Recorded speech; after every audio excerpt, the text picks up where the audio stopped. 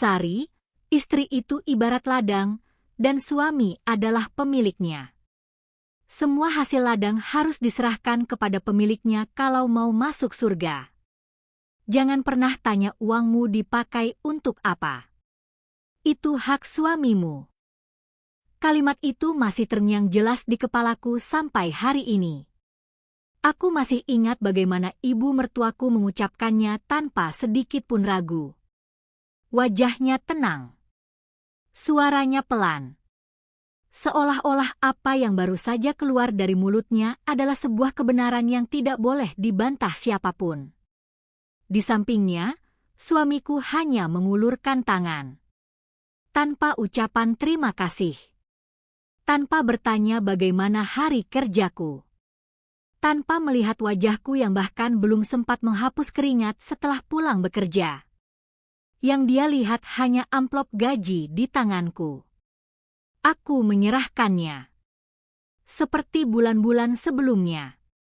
Seperti seorang yang sudah terbiasa kehilangan hasil jerih payahnya sendiri. Dan sejak hari itu, aku mulai bertanya dalam hati.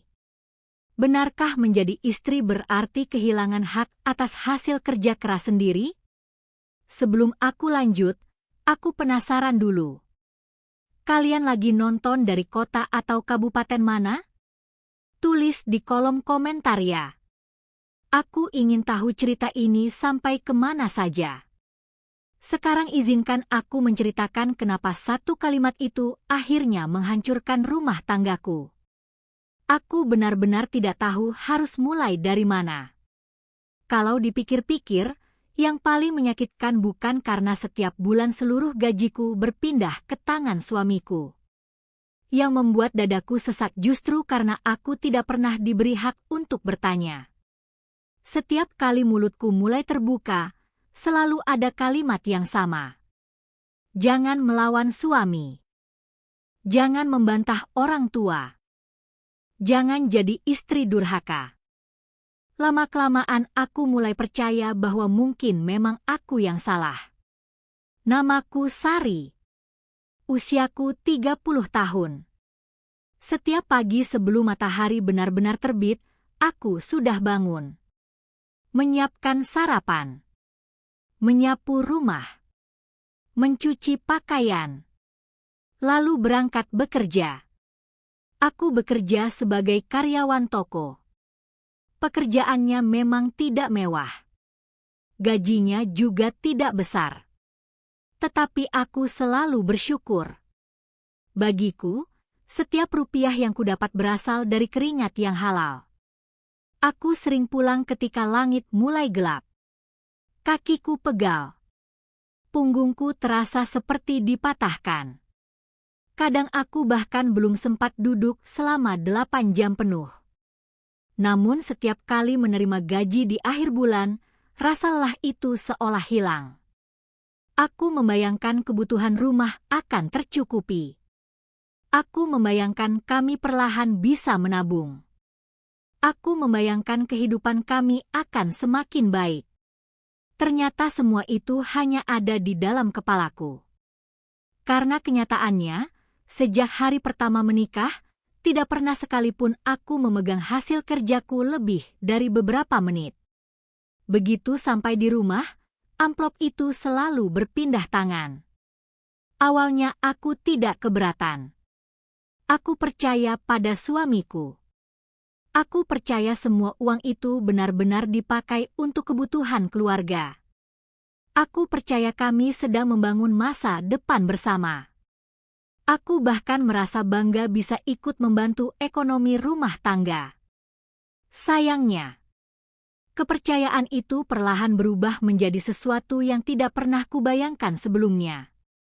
Sejak hari itu, hidupku berjalan dengan pola yang sama. Bangun sebelum azan subuh. Menyiapkan sarapan. Mencuci pakaian. Membersihkan rumah. Lalu berangkat bekerja. Sementara Bimo masih sering berada di rumah dengan alasan sedang mencari pekerjaan yang lebih cocok. Kalau ada yang bertanya, mertuaku selalu menjawab dengan bangga. Bimo itu bukan pengangguran. Dia lagi memilih pekerjaan yang sesuai kemampuannya. Aku mengangguk saja. Padahal aku tahu, sudah hampir 2 tahun tidak ada penghasilan tetap yang masuk dari suamiku. Sesekali dia mendapat proyek kecil dari temannya. Uangnya habis entah kemana. Lalu semuanya kembali seperti semula. Aku yang bekerja. Aku yang menerima gaji. Aku juga yang menyerahkannya. Aneh ya. Aku yang menghasilkan uang, tapi setiap kali ingin membeli sesuatu, aku harus meminta izin. Bahkan membeli sabun wajah pun harus bertanya dulu. Kalau Bimo sedang suasana hati baik, dia akan memberi beberapa lembar uang. Kalau tidak, jawabannya selalu sama. Nanti saja. Aku menunggu nanti itu. Tapi nanti itu hampir tidak pernah datang. Yang lebih membuatku heran, kondisi rumah kami tidak pernah berubah. Atap masih bocor. Lemari dapur mulai rapuh. Kulkas sering mati sendiri. Kami bahkan belum pernah memiliki tabungan darurat. Padahal setiap bulan seluruh gajiku selalu masuk ke tangan Bimo. Aku pernah menghitung diam-diam. Kalau memang uang itu dipakai dengan benar, seharusnya kami sudah bisa menabung cukup banyak. Tapi kenyataannya, tidak ada yang berubah. Aku mencoba membuang jauh-jauh rasa curiga. Mungkin memang biaya hidup sekarang mahal. Mungkin aku terlalu banyak berpikir. Mungkin aku yang tidak pandai bersyukur. Begitulah caraku menenangkan hati sendiri. Sampai suatu sore, saat sedang melipat pakaian, aku mendengar suara Bu Lastri berbicara kepada tetangganya. Alhamdulillah, sekarang hidup kami jauh lebih enak. Aku menoleh. Tetangganya bertanya pelan. Rezekinya dari mana, Bu? Bu Lastri tersenyum. Kalau anak punya istri yang patuh, orang tua juga ikut menikmati. Mereka tertawa. Aku ikut tersenyum kecil. Tapi entah kenapa, dadaku terasa sesak. Aku pura-pura tidak mendengar. Aku kembali melipat pakaian sambil mencoba meyakinkan diriku sendiri bahwa mungkin maksud ibu mertuaku bukan seperti yang kupikirkan. Sayangnya, ucapan-ucapan seperti itu semakin sering kudengar. Setiap kali ada tetangga datang. Setiap kali ada saudara berkunjung. Selalu ada kebanggaan yang sama. Istrinya Bimo itu nurut. Gajinya selalu diserahkan. Itulah istri salehah. Kalimat terakhir selalu diikuti nasihat yang sama. Kalau istri sudah menyerahkan semuanya kepada suami, insya Allah surga menunggunya. Aku hanya tersenyum. Padahal tidak ada seorang pun yang tahu, di balik senyum itu aku mulai kehilangan diriku sendiri. Aku bukan merasa berat membantu suami. Sejak awal menikah aku memang berniat menjadi pasangan yang saling menopang.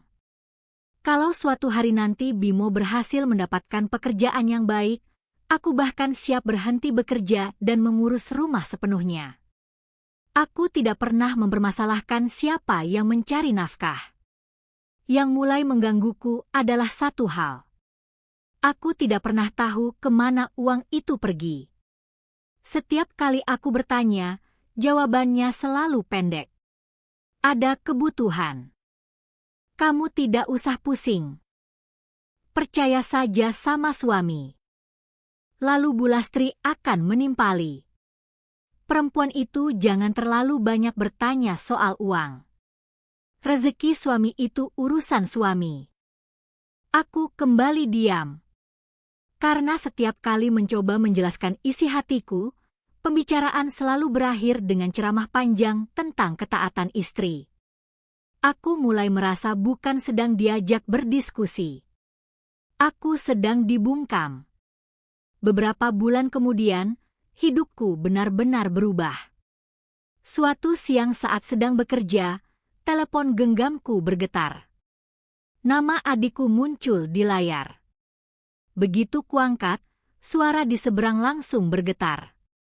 "Mbak, ibu pingsan." Tanganku langsung gemetar. Apa? Apa kata dokter? Tekanan darahnya tinggi. Dokter bilang harus dirawat. Tapi kami belum punya biaya. Duniaku seperti berhenti berputar. Aku memejamkan mata. Yang ada di pikiranku hanya satu. Aku baru saja menerima gaji 3 hari yang lalu. Semua uang itu sudah kuberikan kepada Bimo. Aku menarik napas panjang. Untuk pertama kalinya sejak menikah, aku memutuskan akan meminta kembali uang hasil kerjaku sendiri. Aku tidak sedang meminta uang suami. Aku hanya ingin memakai sedikit dari hasil keringatku untuk menyelamatkan ibuku. Saat itu aku benar-benar percaya. Tidak mungkin suamiku menolak permintaan sekecil itu. Aku sama sekali tidak menyangka malam itu justru menjadi awal dari mimpi buruk yang selama ini belum pernah kubayangkan. Malam itu aku pulang lebih cepat dari biasanya. Sepanjang perjalanan, aku terus meyakinkan diriku sendiri. Bimo pasti mengerti. Bagaimanapun juga, yang sedang sakit adalah ibu mertuanya. Aku tidak meminta seluruh uang itu kembali. Aku hanya ingin mengambil sebagian kecil untuk biaya rumah sakit. Setelah pintu rumahku buka, aroma masakan langsung menyambutku. Bu Lastri sedang menyusun piring di meja makan. Bimo duduk di ruang tamu sambil memainkan ponselnya. Tidak ada yang menyadari wajahku yang sejak tadi dipenuhi kecemasan. Aku meletakkan tas perlahan. "Mas?" Bimo mengangkat wajah sekilas. "Haum. Aku mau bicara sebentar." "Ada apa?" Aku menarik napas panjang. Ibu tadi siang masuk rumah sakit. Bimo terlihat terdiam beberapa detik. "Loh, sakit apa?" "Tekanan darahnya tinggi. Dokter menyuruh dirawat." Lalu, aku menelan ludah. Aku butuh sedikit uang. Buat biaya awal rumah sakit. Belum sempat Bimo menjawab, Bu Lastri lebih dulu menyela. "Uang apa?" "Sebagian dari gajiku kemarin, Bu." Ruangan mendadak sunyi. Bu Lastri meletakkan sendok yang sedang dipegangnya. Tatapannya berubah tajam. "Memangnya semua kebutuhan rumah ini dibayar pakai daun?" "Bukan begitu, Bu. Aku cuma mau pinjam dulu. Nanti bulan depan aku atur lagi." "Pinjam?" Beliau tersenyum tipis. "Sari, sejak kapan istri meminjam uangnya sendiri dari suami?" Aku mengangguk pelan. "Iya, Bu. Maksudku, uang yang kemarin aku serahkan itu." Beliau langsung menggeleng. "Kamu sudah menyerahkannya kepada suamimu. Berarti itu sudah menjadi hak suamimu." Aku memandang Bimo. Berharap dia akan mengatakan sesuatu. Apa saja. Membelaku. Menjelaskan. Atau sekadar berkata, "Nanti kita ambil." Tapi yang keluar dari mulutnya justru membuat dadaku semakin sesak. Memang uangnya sudah kepakai. "Kepakai buat apa, Mas?" "Banyak." "Boleh aku tahu?" Belum sempat Bimo menjawab, Bu Lastri kembali memotong. Perempuan itu tidak baik terlalu banyak bertanya. Aku menggigit bibir. "Tapi itu hasil kerjaku, Bu." Kalimat itu baru saja keluar ketika wajah Bu Lastri langsung berubah. "Hasil kerjamu? Kamu bisa bekerja karena siapa? Kamu bisa punya suami karena siapa? Kamu sekarang sudah menikah. Jangan lagi berpikir seperti perempuan lajang. Aku mencoba tetap tenang. Aku cuma ingin membantu ibuku yang sedang sakit. Bulastri menghela napas panjang. Kalau setiap kali keluargamu butuh uang kamu minta terus ke suami, kapan rumah tangga kalian maju? Tapi beliau benar-benar dirawat di rumah sakit. Ibumu masih punya anak yang lain. Yang jadi tanggung jawabmu sekarang adalah suamimu. Aku memandang Bimo sekali lagi. Mas, tolong. Aku cuma butuh sedikit. Bimo menundukkan kepala. Lalu berkata pelan. Nanti saja kalau ada. Nanti kapan? Ya nanti. Air mataku hampir jatuh. Aku benar-benar tidak menyangka. Orang yang dulu berjanji akan menjagaku, kini bahkan tidak sanggup membantuku memakai uang hasil kerjaku sendiri. Aku masuk ke kamar. Menutup pintu perlahan. Begitu pintu tertutup, aku tidak sanggup lagi menahan tangis. Aku duduk di lantai. Ponselku masih menampilkan pesan dari adikku. Mbak, rumah sakit minta uang muka. Tanganku gemetar. Aku membuka aplikasi mobile banking. Berharap masih ada saldo yang tersisa. Angkanya membuatku membeku. Hampir seluruh uang sudah keluar. Dalam waktu 3 hari. Aku mengusap air mata. Satu persatu transaksi mulai kubaca. Transfer. Transfer lagi. Transfer lagi. Nominalnya berbeda-beda. Ada yang 1 juta, 2 juta, 500.000. Semuanya menuju rekening yang tidak kukenal. Aku mengernyit. Kenapa sebanyak ini? Aku memperbesar layar. Lalu berhenti pada satu nama penerima. Nama itu sangat tidak asing. Itu adalah nama adik perempuan Bimo. Aku mencoba berpikir positif. Mungkin hanya dipinjam sebentar. Mungkin ada keperluan mendesak. Namun rasa penasaranku tidak berhenti di situ. Aku mulai menggulir transaksi lainnya. Semakin kulihat, semakin banyak hal yang terasa janggal. Untuk pertama kalinya sejak menikah. Aku memutuskan tidak akan lagi menutup mata. Aku harus tahu kemana sebenarnya seluruh hasil keringatku selama ini mengalir. Malam itu aku hampir tidak tidur. Pikiranku terus dipenuhi angka-angka yang kulihat di mutasi rekening. Semakin kupikirkan, semakin tidak masuk akal. Kalau memang uang itu dipakai untuk kebutuhan rumah tangga, kenapa begitu banyak transfer ke rekening adik iparku? Kenapa tidak pernah sekalipun Bimo bercerita? Kenapa setiap kali aku bertanya, jawabannya selalu sama? Nggak usah dipikirin. Pagi harinya aku berangkat kerja dengan kepala terasa berat. Sepanjang melayani pelanggan, pikiranku tidak pernah benar-benar ada di toko. Aku terus mengingat nama penerima transfer itu. Nominalnya. Tanggalnya. Frekuensinya. Semuanya seperti potongan puzzle yang belum berhasil kususun.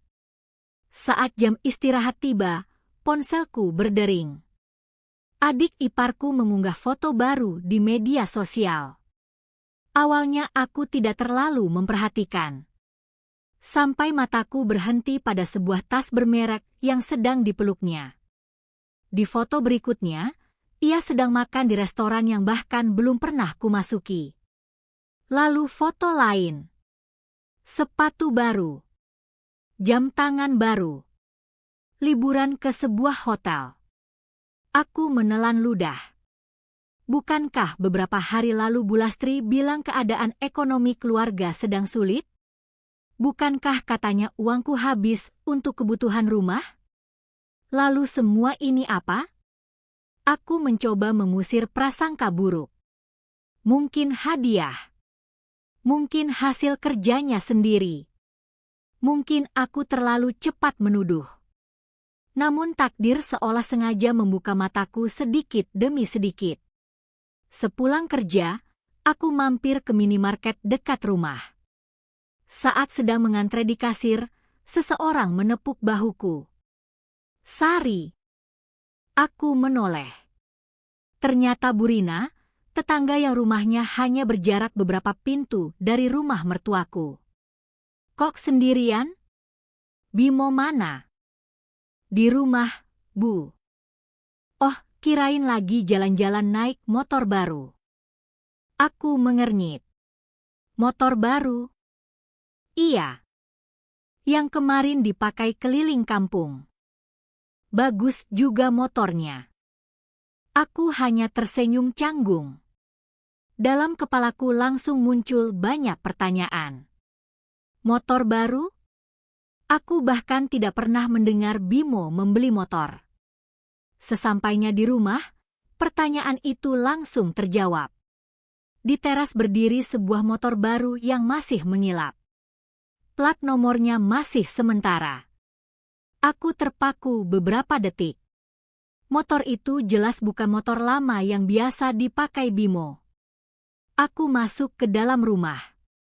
Bimo sedang menonton televisi. "Mas?" "Iya." "Itu motor siapa?" "Oh."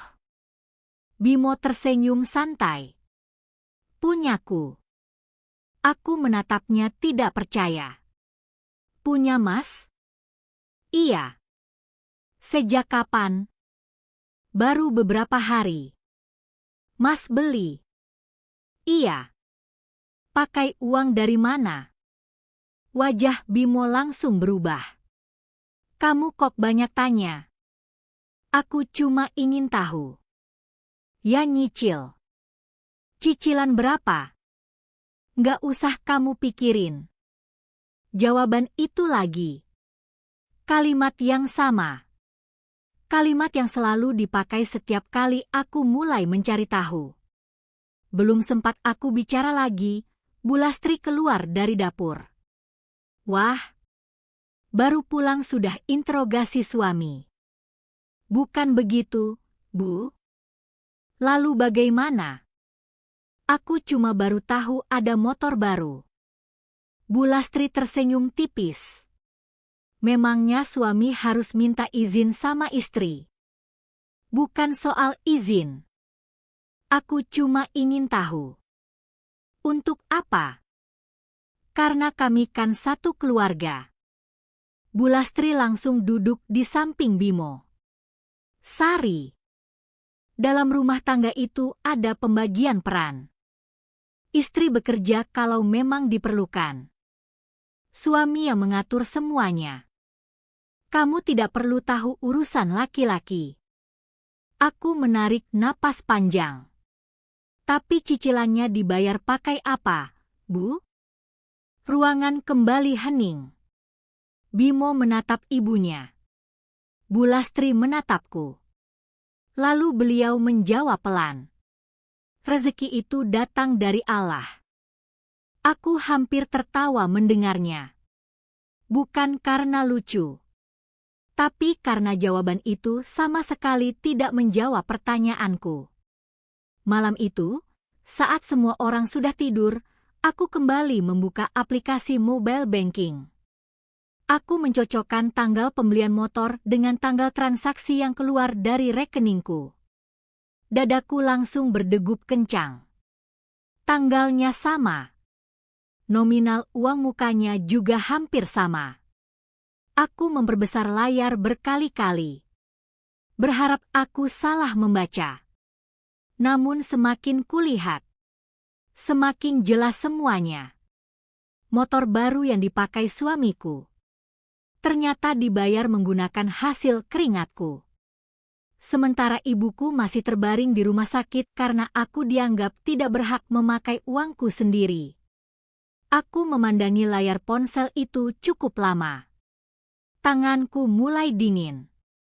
Rasanya seperti ada sesuatu yang selama ini sengaja ditutup rapat, lalu perlahan dibuka sedikit demi sedikit di depan mataku. Aku mencoba menghitung lagi. Gaji bulan lalu. Gaji 2 bulan lalu. 3 bulan lalu. Semuanya hampir sama. Masuk ke rekeningku. Lalu keluar dalam hitungan hari. Sebagian untuk transfer yang tidak pernah dijelaskan. Sebagian lagi untuk cicilan motor. Sisanya entah kemana. Aku menutup mata. Selama ini aku selalu percaya ketika Bimo berkata kami sedang berjuang membangun masa depan. Ternyata yang sedang dibangun bukan masa depan kami, melainkan kenyamanan mereka. Aku masih belum ingin menuduh siapapun. Aku masih mencari alasan agar hatiku tidak semakin hancur. Mungkin memang ada kebutuhan mendesak. Mungkin nanti semuanya akan dijelaskan. Namun harapan itu runtuh keesokan harinya. Hari itu aku pulang sedikit lebih awal karena jam kerjaku dipersingkat. Begitu melewati gang menuju rumah, aku melihat motor baru Bimo terparkir di depan rumah adik iparnya. Aku berhenti. Dari luar pagar, terdengar suara tawa. Aku tidak sengaja melihat Bimo sedang duduk bersama adiknya dan Bu Lastri di teras. Mereka sedang membicarakan sesuatu sambil tertawa lepas. Aku memilih diam. Belum sempat masuk, suara adik iparku terdengar jelas. Untung ada Mbak Sari. Kalimat itu membuat langkahku terhenti. Kalau bukan karena gaji Mbak Sari, mana mungkin motornya jadi keluar secepat ini. Mereka kembali tertawa. Aku mematung. Beberapa detik kemudian suara Bu Lastri menyusul. Namanya juga istri. Rezekinya ya rezeki suami. Lagian Sari orangnya penurut. Asal dikasih ceramah sedikit soal pahala, langsung diam. Aku merasa seperti baru saja ditampar. Dadaku sesak. Ternyata selama ini, aku bukan sedang dihormati sebagai anggota keluarga.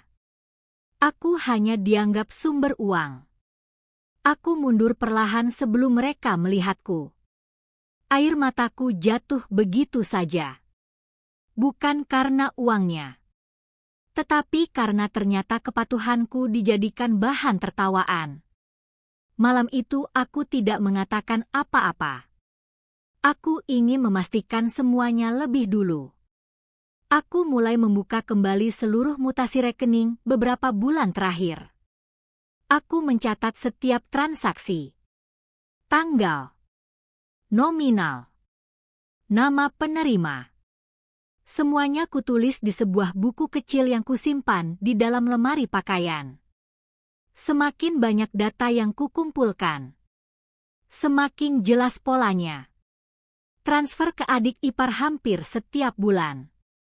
Pembayaran cicilan motor. Tarikan tunai dalam jumlah besar yang tidak pernah dijelaskan. Sementara setiap kali aku meminta uang 100.000 untuk kebutuhan pribadi, jawabannya selalu, belum ada. Aku mulai bertanya kepada diriku sendiri. Selama ini sebenarnya aku ini istri? Atau mesin pencari uang?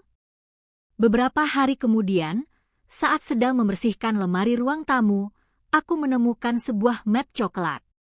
Awalnya aku hanya ingin merapikan. Namun sebuah kertas jatuh ke lantai. Aku memungutnya. Ternyata itu adalah fotokopi perjanjian pembiayaan motor. Aku membaca perlahan. Nama pemilik kendaraan. Bimo. Tidak mengejutkan. Tetapi saat mataku turun ke bagian rekening pembayaran otomatis, napasku langsung tertahan. Nomor rekening yang tertera adalah nomor rekening gajiku. Aku membaca lagi. Lalu membacanya untuk ketiga kali. Tidak mungkin salah. Setiap bulan cicilan itu dipotong langsung dari rekening tempat perusahaan mentransfer gajiku. tanpa pernah ada yang meminta izin kepadaku. Tanpa pernah ada satu pembicaraan pun. Aku terduduk di lantai. Rasanya seperti seluruh tubuhku kehilangan tenaga. Motor itu bukan dibeli oleh Bimo. Motor itu kubayar sendiri. Bahkan mungkin sejak hari pertama keluar dari dealer, aku sudah menjadi orang yang melunasinya. Hanya saja, aku adalah satu-satunya orang yang tidak pernah diberitahu. Aku menyimpan kembali map itu tepat seperti semula. Tanganku masih gemetar. Kalau mereka tahu aku sudah membaca dokumen itu, mungkin semua bukti yang lain akan langsung dihilangkan. Untuk pertama kalinya sejak menikah, aku memilih diam. Bukan karena takut, tapi karena aku ingin mengetahui seberapa besar kebohongan yang selama ini mereka sembunyikan dariku. Sejak hari itu aku mulai memperhatikan semuanya. Ucapan mereka, kebiasaan mereka, bahkan percakapan-percakapan kecil yang sebelumnya tidak pernah kuanggap penting. Semakin lama aku memperhatikan, semakin banyak kejanggalan yang muncul. Kalau ada tamu datang, Bulastri selalu bercerita betapa beruntungnya memiliki menantu yang rajin bekerja. Tapi tidak pernah sekalipun beliau berkata bahwa menantunya bahkan tidak bisa menggunakan uang hasil kerjanya sendiri. Kalau ada saudara berkumpul, Bimo selalu terlihat seperti kepala keluarga yang bertanggung jawab. Padahal setiap cicilan, setiap tagihan, bahkan uang belanja sehari-hari, sebagian besar berasal dari rekeningku. Ironisnya, aku sendiri tidak pernah dianggap berjasa. Kalau aku membeli baju baru, pertanyaannya selalu sama. Memangnya perlu? Kalau aku ingin mengganti sepatu kerja yang sudah sobek, jawabannya juga sama. Nanti dulu. Tapi saat Bimo membeli jaket baru atau mentraktir teman-temannya ngopi, tidak ada seorang pun yang mempertanyakannya. Aku mulai sadar. Masalahnya bukan karena keluarga kami kekurangan uang. Masalahnya adalah aku tidak pernah dianggap berhak atas uang itu. Beberapa minggu kemudian, kondisi ibuku mulai membaik. Syukurlah, adikku berhasil meminjam uang dari tetangga sehingga biaya rumah sakit bisa dibayar lebih dulu. Setiap kali mengingat itu, dadaku kembali sesak. Aku, anak yang bekerja setiap hari, justru tidak mampu membantu ibu kandungku sendiri. Bukan karena tidak punya penghasilan, melainkan karena hasil penghasilanku sudah lebih dulu dikuasai orang lain. Rasa bersalah itu terus menghantuiku. Aku berjanji pada diriku sendiri. Kalau suatu hari nanti ibuku membutuhkan apapun, aku tidak akan membiarkan hal seperti ini terulang lagi. Namun rupanya cobaan belum selesai. Suatu sore, aku pulang lebih awal karena toko tempatku bekerja sedang melakukan stok opname. Rumah tampak sepi. Bimo belum pulang. Bulastri sedang pergi ke rumah tetangga. Aku masuk ke kamar untuk mengambil pakaian. Saat membuka laci lemari, aku langsung terpaku. Kotak kayu kecil tempat aku menyimpan perhiasan peninggalan almarhum ayah sudah terbuka. Aku buru-buru mengambilnya. Jantungku langsung berdegup kencang. Kalung emas yang selalu kusimpan rapi sudah tidak ada. Gelang pemberian ayah saat aku diterima bekerja juga hilang. Sepasang cincin yang selama ini tidak pernah kupakai pun lenyap. Aku membongkar seluruh isi lemari. Koper, tas, laci, rak. Semuanya. Tidak ada. Aku mencoba mengingat-ingat. Terakhir kali aku melihat kotak itu sekitar 2 bulan yang lalu. Saat itu semua perhiasan masih lengkap. Aku terduduk di lantai. Tubuhku mulai dingin. Perhiasan itu bukan sekadar emas. Itu adalah kenangan terakhir dari ayah. Sebelum meninggal, beliau pernah menggenggam tanganku sambil berkata, "Kalau suatu hari hidupmu sedang susah, simpan ini baik-baik. Jangan dijual kalau belum benar-benar terpaksa." Sejak hari itu aku menjaganya seperti menjaga bagian terakhir dari ayah yang masih tersisa. Dan sekarang, semuanya hilang. Aku mencoba berpikir positif. Mungkin Bu Lastri memindahkannya ke tempat yang lebih aman. Mungkin Bimo menyimpannya karena takut kemalingan. Aku masih berusaha percaya. Malamnya, saat makan bersama, aku memberanikan diri bertanya, "Bu, kotak perhiasanku tadi aku buka." Bu Lastri tetap menyendok nasi tanpa menatapku. "Kenapa?" "Kalung sama gelang peninggalan ayah nggak ada." Baru kali ini beliau berhenti makan. Tatapannya beralih kepadaku. "Oh, itu." Dadaku mulai tidak enak. "Iya, Bu." "Dipindah ya?" Beliau mengangguk pelan. "Iya." "Di mana sekarang?" Beliau menoleh ke arah Bimo. Lalu menjawab dengan nada yang sangat tenang. "Ada." "Tenang saja." Aku mencoba tersenyum. "Boleh aku simpan lagi, Bu? Itu peninggalan ayah." Bu Lastri kembali mengambil nasi. "Nanti." Jawaban itu hanya satu kata. Pendek. Dingin. Dan entah kenapa, untuk pertama kalinya, aku merasa beliau sedang menyembunyikan sesuatu yang jauh lebih besar daripada uang gajiku. Aku tidak bisa tidur semalaman. Jawaban Bu Lastri terus berputar di kepalaku. Nanti. Hanya satu kata. Tapi cukup membuatku yakin ada sesuatu yang sengaja mereka sembunyikan. Keesokan paginya, sebelum berangkat kerja, aku kembali mencoba bertanya kepada Bimo. "Mas, perhiasan peninggalan ayah disimpan di mana?" Bimo yang sedang memakai sepatu tidak langsung menjawab. "Kenapa ditanya terus?" "Aku cuma mau lihat." "Memangnya buat apa?" "Itu kan punya aku." Bimo menghela napas panjang. "Nggak usah dipikirin, Mas. Udah aman. Kalau aman, kasih saja ke aku."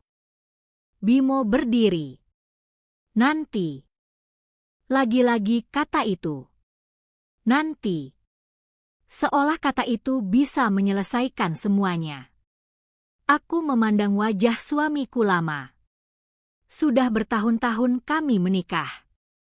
Tapi baru kali itu aku merasa sedang berbicara dengan orang asing. Orang yang tidak lagi bisa kupahami. Hari itu aku sengaja meminta izin pulang lebih awal. Aku tidak langsung pulang ke rumah. Aku justru mendatangi toko emas tempat almarhum ayah dulu sering membeli perhiasan. Pemilik toko itu mengenalku. Beliau bahkan masih ingat ayah. Setelah berbincang sebentar, aku memberanikan diri menunjukkan foto kalung yang kusimpan di ponsel.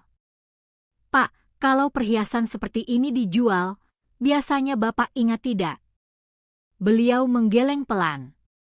"Kalau sudah lama, sulit diingat." Aku mengangguk kecewa.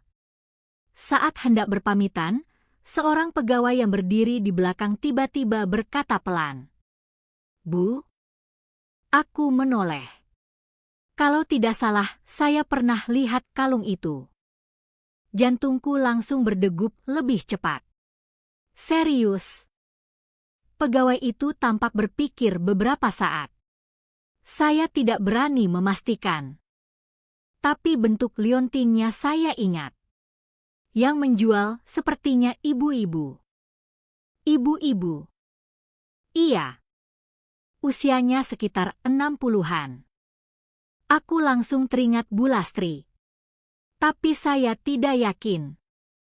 Saya cuma merasa pernah melihat. Aku mengucapkan terima kasih, lalu keluar dari toko dengan langkah yang terasa semakin berat. Mungkin itu hanya kebetulan.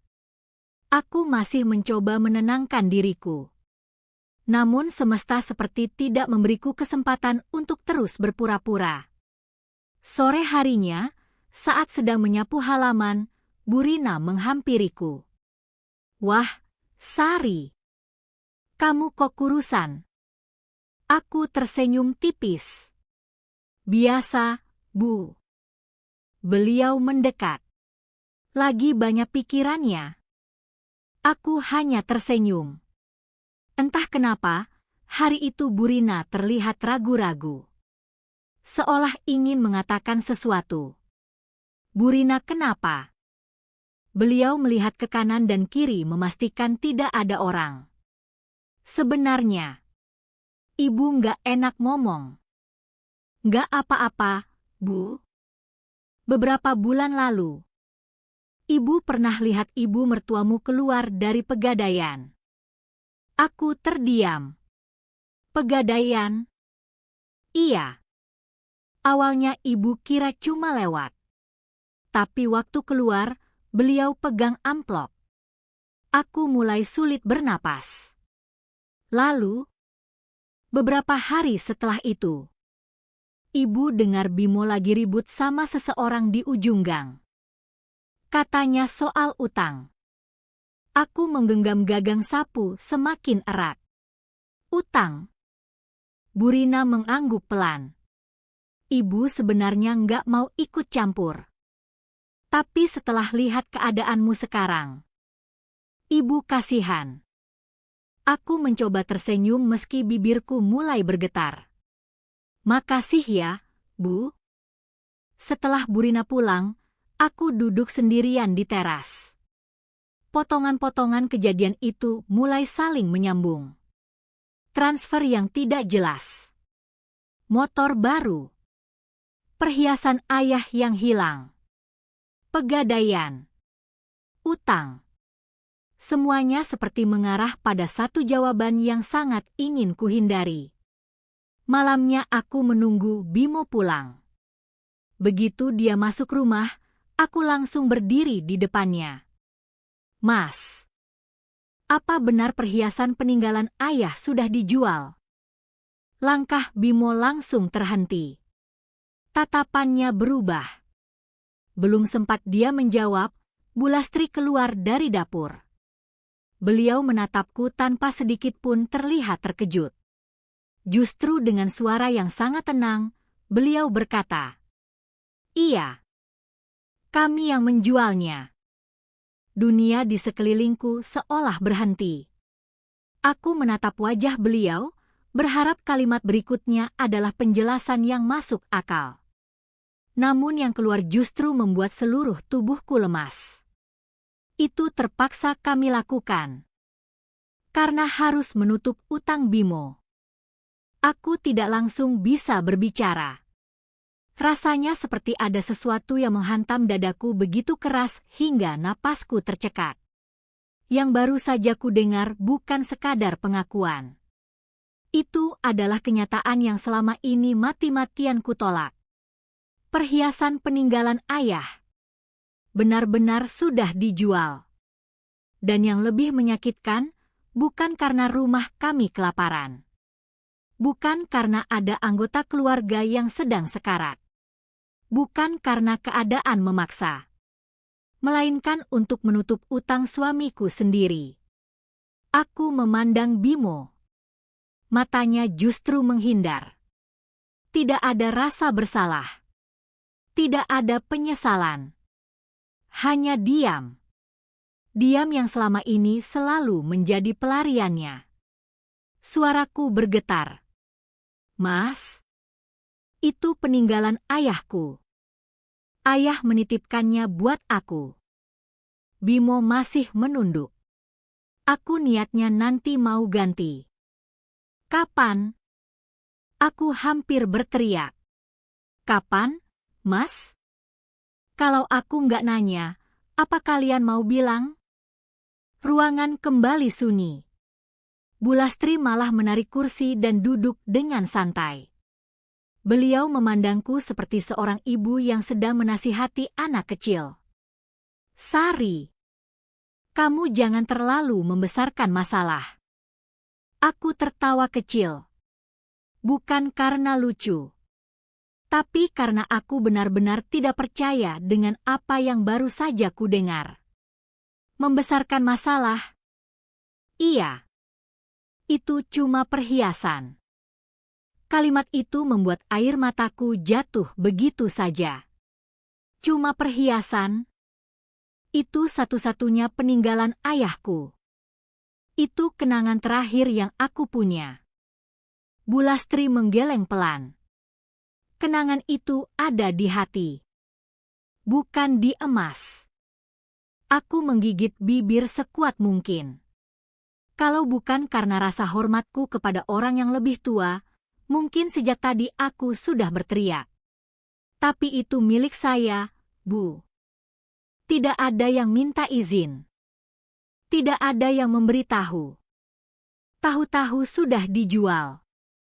Beliau justru menghela napas panjang. Sari, kalau kamu benar-benar menganggap Bimo sebagai suamimu, harusnya kamu ikhlas. Aku memandang beliau tanpa berkedip. Ikhlas?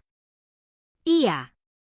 Istri yang baik tidak menghitung-hitung hartanya dengan suami. Aku menggeleng pelan.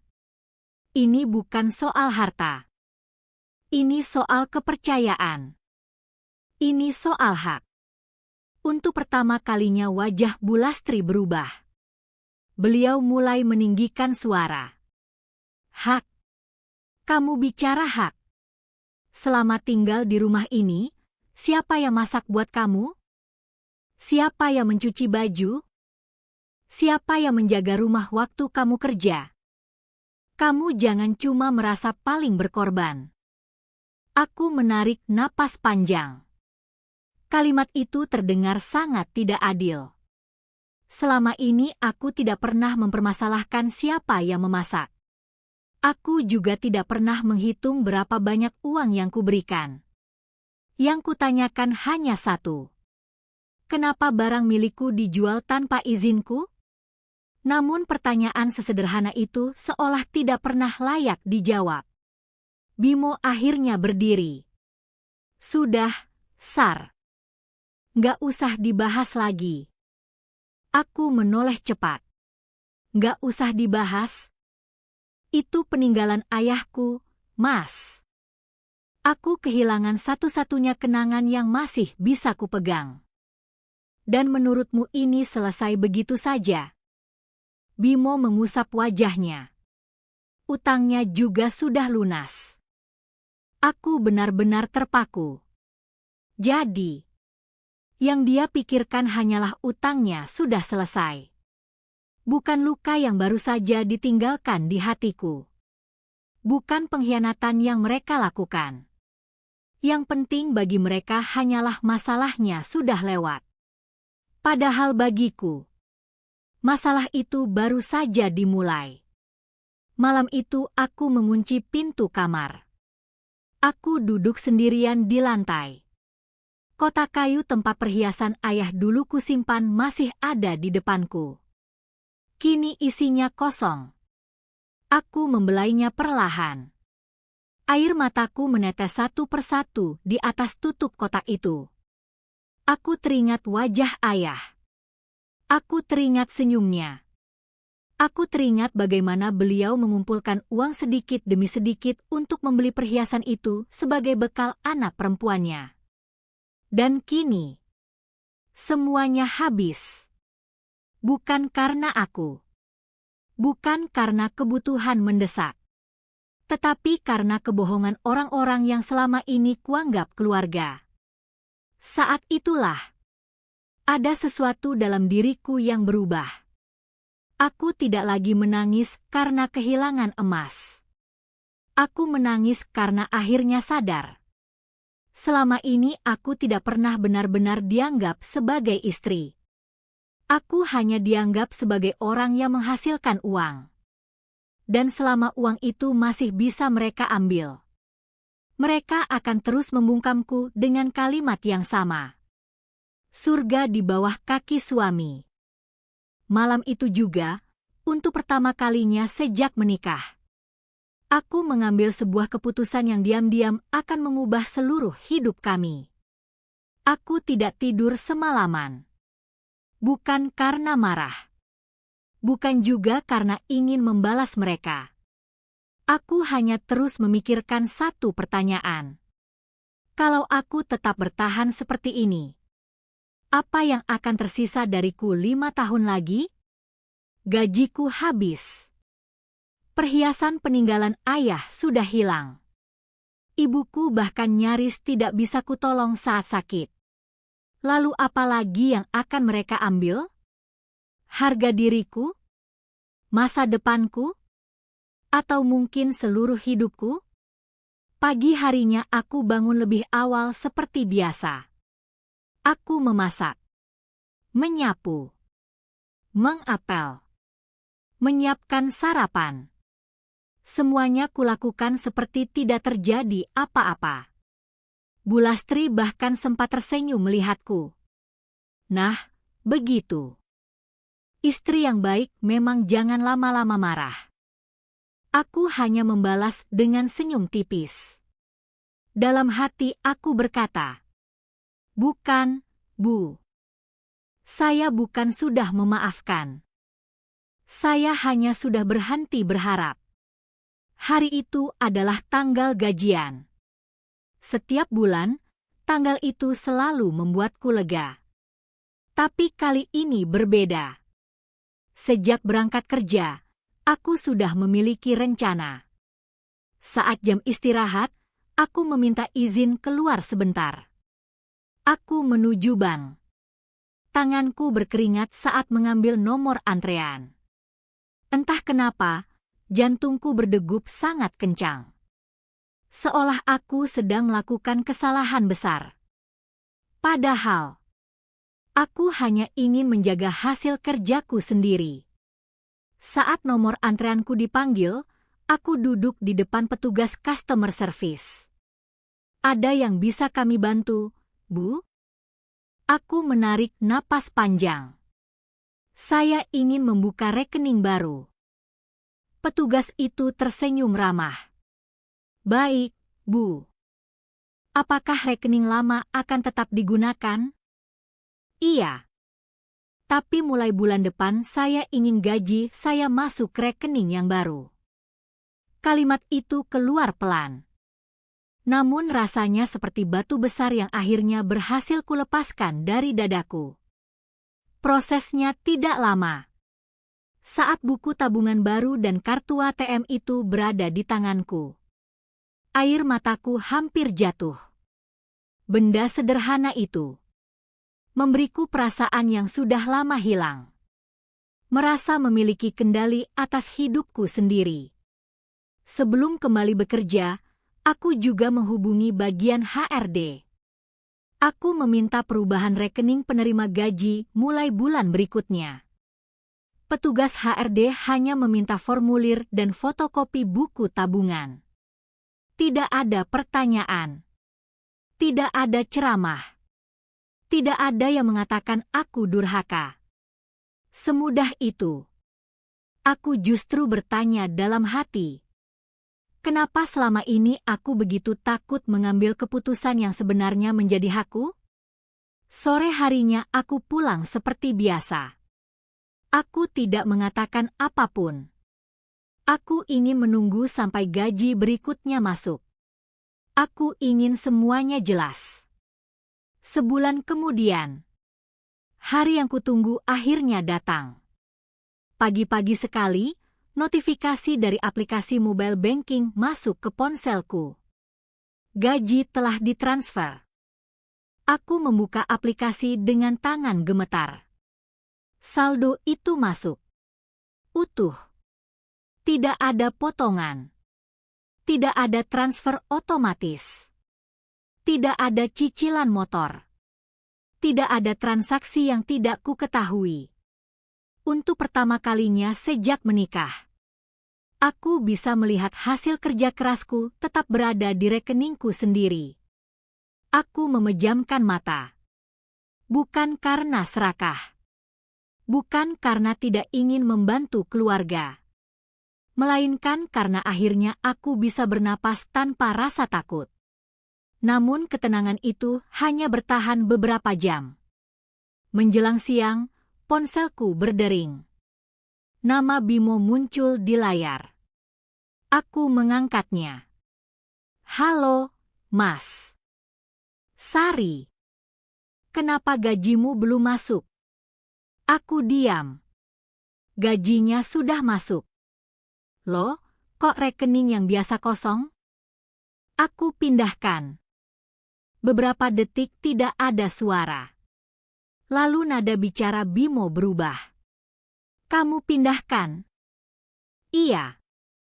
Kenapa nggak bilang? Aku menarik napas panjang. Karena selama ini juga tidak pernah ada yang bilang kemana uangku pergi. Suasana langsung hening. Untuk pertama kalinya, Bimo tidak punya jawaban. Beberapa detik kemudian, telepon itu ditutup begitu saja. Aku tahu. Malam nanti, badai yang sebenarnya akan dimulai.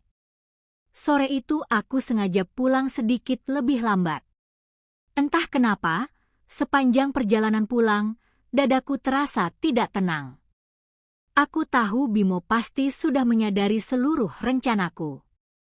Yang belum ku tahu adalah seberapa jauh mereka akan bereaksi. Begitu membuka pagar rumah, suasananya sudah berbeda.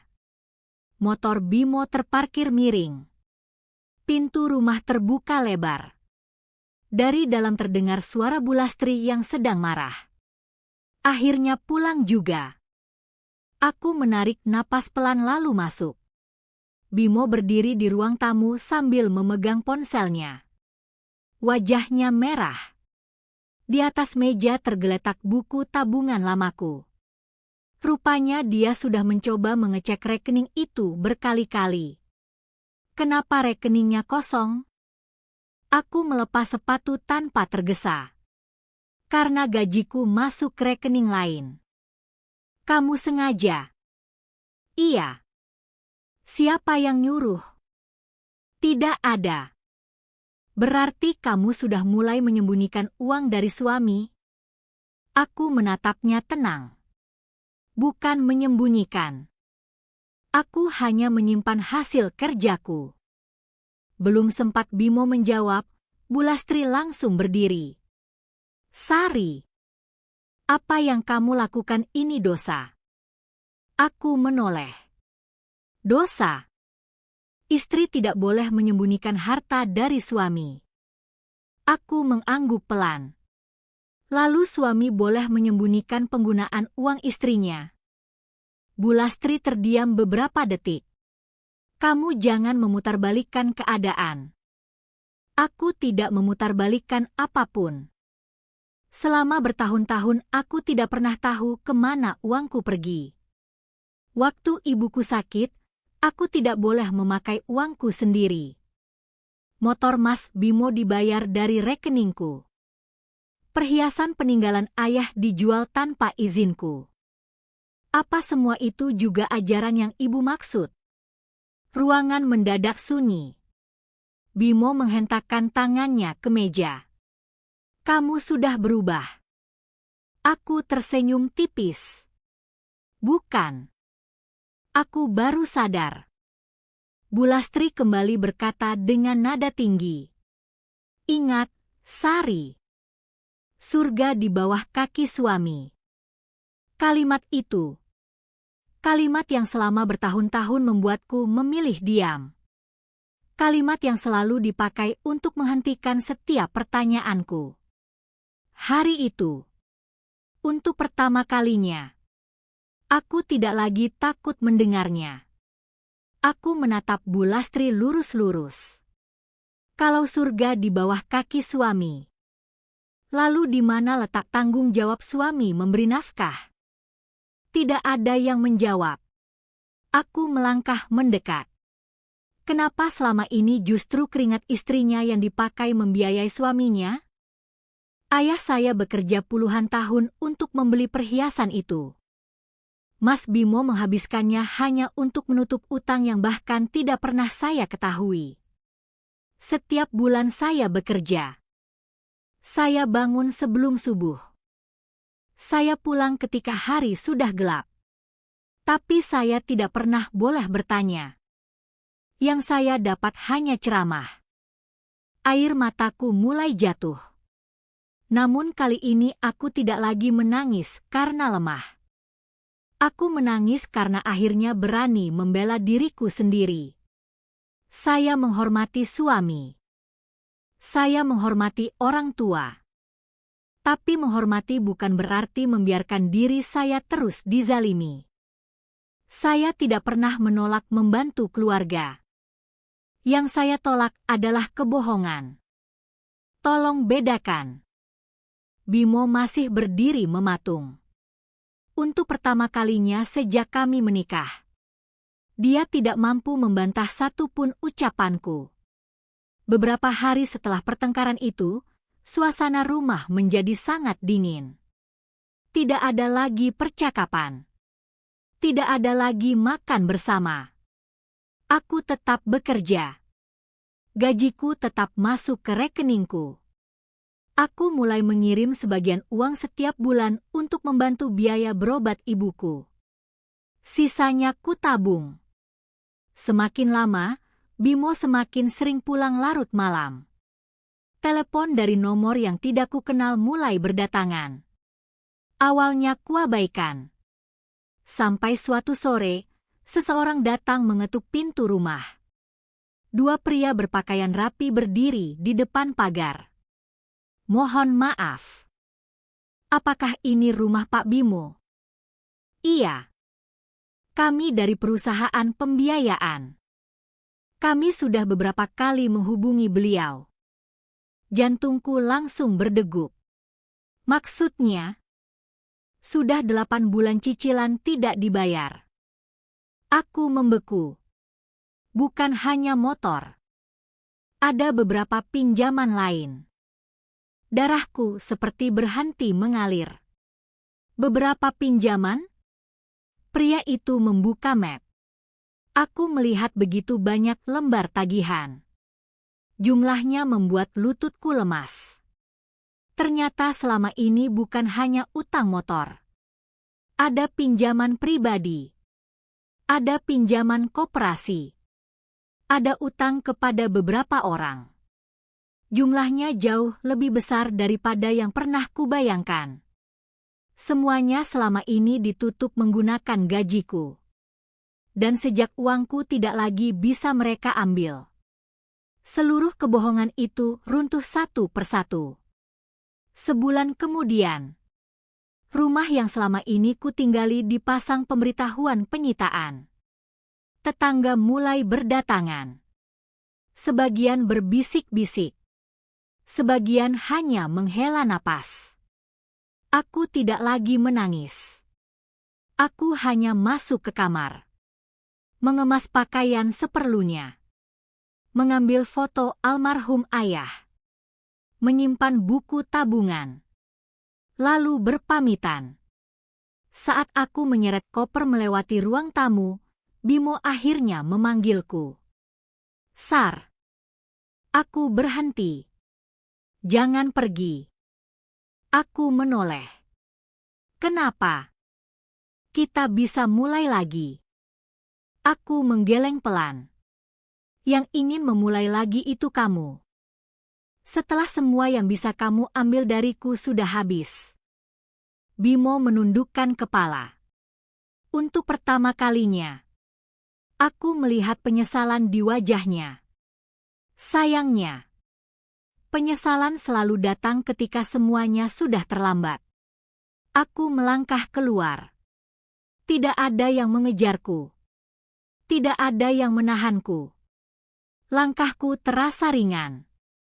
Bukan karena aku bahagia meninggalkan rumah tanggaku. Tetapi karena akhirnya aku meninggalkan tempat yang selama ini menguras tenaga, air mata, harga diri, bahkan cintaku sendiri.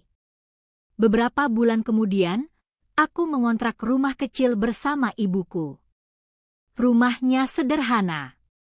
Atapnya kadang masih bocor saat hujan deras. Namun setiap rupiah yang ada di dalam rumah itu digunakan dengan jujur. Tidak ada lagi yang mengambil tanpa izin. Tidak ada lagi yang membungkam pertanyaan dengan dalih agama. Tidak ada lagi rasa takut setiap kali tanggal gajian tiba. Hari ini, kalau ada yang bertanya apa pelajaran terbesar yang kupetik dari semua ini, jawabanku hanya satu. Menghormati suami adalah bagian dari membangun rumah tangga. Tetapi menghormati bukan berarti menyerahkan akal sehat, hak, dan harga diri kepada orang yang menyalahgunakan kepercayaan. Agama tidak pernah mengajarkan kezaliman. Yang menyakiti manusia adalah orang yang memakai agama untuk membenarkan kezalimannya. Kalau kalian berada di posisiku, apakah kalian akan bertahan selama yang kulakukan atau memilih pergi lebih cepat? Tulis pendapat kalian di kolom komentar. Aku ingin membaca sudut pandang kalian.